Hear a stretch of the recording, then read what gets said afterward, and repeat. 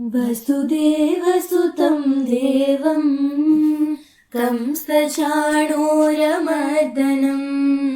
देवकी परमानन्दं कृष्णं वन्दे जगद्गुरुम्। अतसी पुष्पसङ्काशं हारनूपुरशोभितं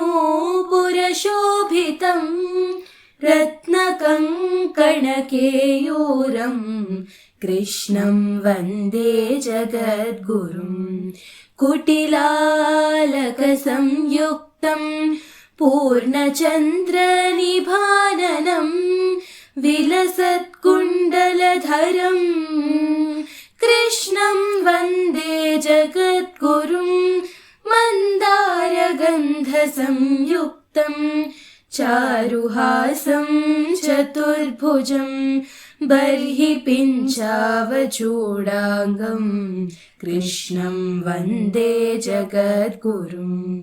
उत्फुल्लपद्मपत्राक्षं नीलजीमूतसन्निभं यादवानां शिरोरत्नं कृष्णं वन्दे जगद्गुरुम्।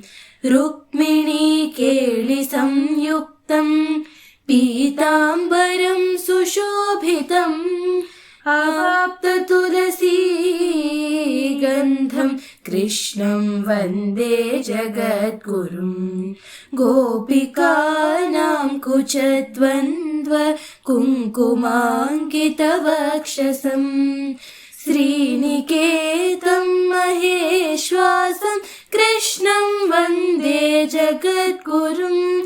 श्रीवत्साङ्कं महोरस्कं वनमाला विराजितं शङ्खचक्रधरं देवं कृष्णं वन्दे जगद्गुरुम्।